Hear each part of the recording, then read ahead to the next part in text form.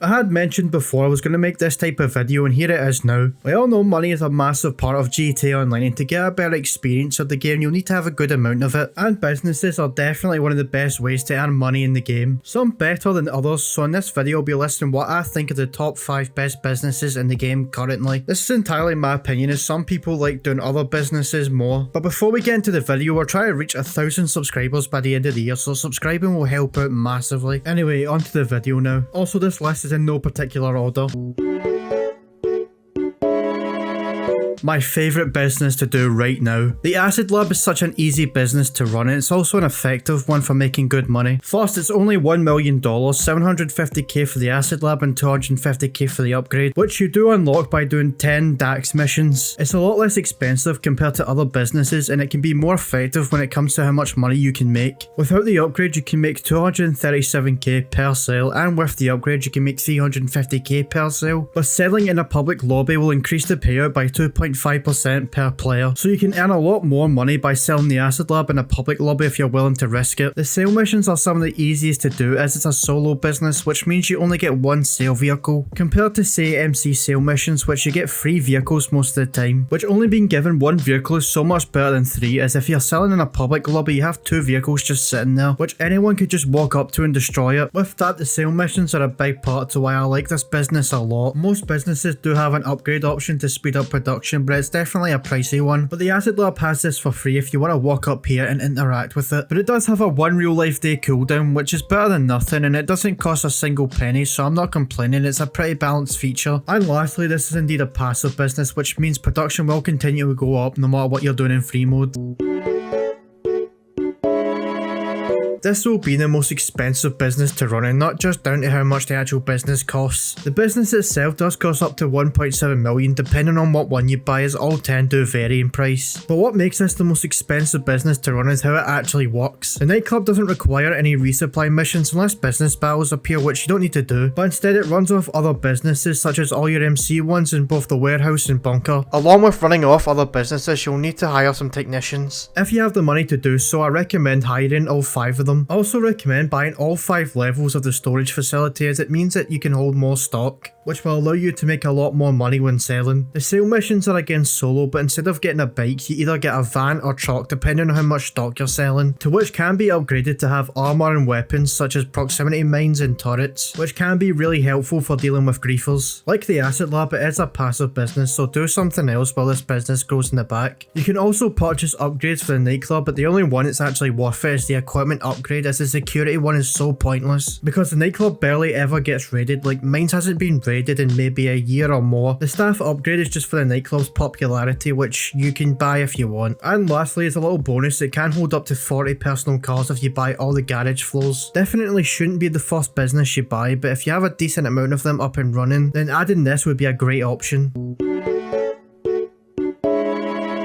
I used to grind these crates so much, and if you're willing to put some time into the business, then you can earn millions from sales. In my last video about businesses, I said this was my favourite business to do, and although that has changed, it's still a business I do frequently. With the warehouses, we get 3 different sizes, like the small, which will be the cheapest out the 3, and makes you at least 240k per sale, as it can hold up to 16 crates. Next is medium, which is in the middle, as it can make you 735k per sale, and it can hold up to 42 crates. And finally, the most expensive being the large warehouse, which will be putting the most effort into, as it holds 111 crates, which leads to a $2.2 million payout. I'd recommend only buying both the medium and large warehouse, as a small one isn't really worth it for only 240k. With resupplying, you have 3 options: buying 1 crate, which will cost 2k, buying 2 crates, which will cost 8k, and finally buying 3 crates, which will cost you 18k. I would do 2 crates, as it's in the middle of both, as buying 1 will give you a better profit, but it will take a really long time to fully stock up, especially if you're doing a large warehouse. And with buying 3 crates, sure, you'll have a full stock quicker, but it will slash into your profits. With only doing 2, it's in the middle of both, which for me is the best option. There is a person in the warehouse who you can pay 7.5k to source your crates, but it does take a while, and you can end up paying all that money just to get 1 crate, which you could have got a lot cheaper by doing it yourself. The sale missions do include 3 vehicles most of the time, but you have a chance of either getting the tugboat or Cuban, which is only 1 vehicle, but you might be better with the 3 brigades, as the tugboat is really slow, only going 17 miles per hour. This is not a passive business, as you'll need to do resupply missions to fill up your business and sell the stock. But with both the resupply and sale missions, it's not only good for money but good for RP, as it gives out much more than any other business. And lastly, if you have a terabyte, then you should use it for the resupply missions, as you can park it outside your warehouse. This cuts out the need to constantly go back to your office to start up another resupply mission, saving you lots of time.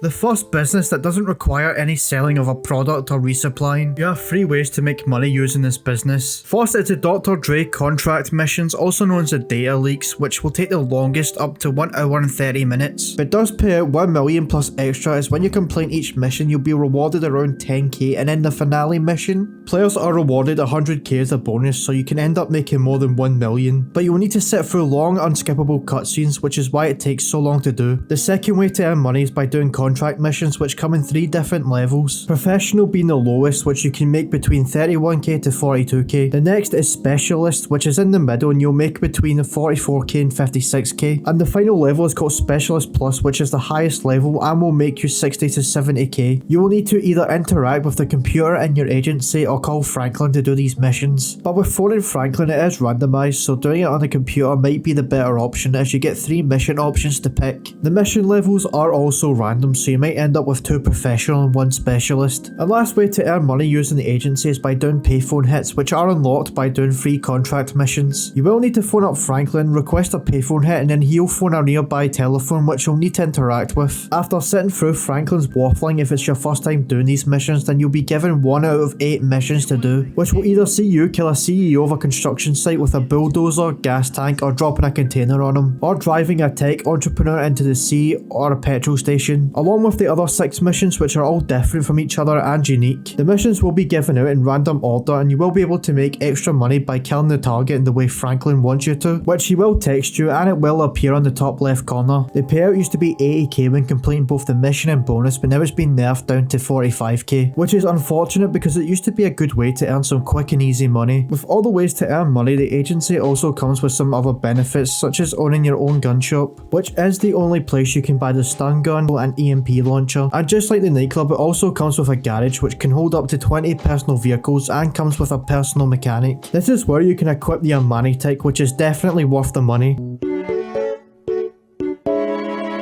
When buying this business, do not make the mistake of getting the Paleto Bay one, even if it's free with a starter pack. Trying to sell in the city is a terrible experience. This works the same as the MC businesses, where you can either steal or buy the supplies, and you have the option to sell nearby or far away for extra money. You can make up to $1 million per sale, but this is the only business I recommend doing with others, as it isn't a solo business. And unlike the MC businesses, the time has not been extended, so you have roughly 30 minutes to sell all 3 vehicles, which can make the sale missions hard to fully complete. Also, like the Acid Lab and Nightclub, it is again a passive business. With buying the bunker, you have 3 upgrade options. The first is a security upgrade, which costs 351k, which decreases the chance of the business getting raided. The other is the staff upgrade, which costs 598k, which will improve the efficiency and value of the stock. And lastly, the equipment upgrade, which costs 1.1 million, which speeds up the manufacturing process. With buying this business, you also have a research team which will unlock stuff like weapons and vehicle liberties, modifications, and even ballistic armor. The bunker also has a quick sale mission which will make you 50k per sale. You will need to drive to a random ammunition store to deliver the weapons parts, which is very easy to do.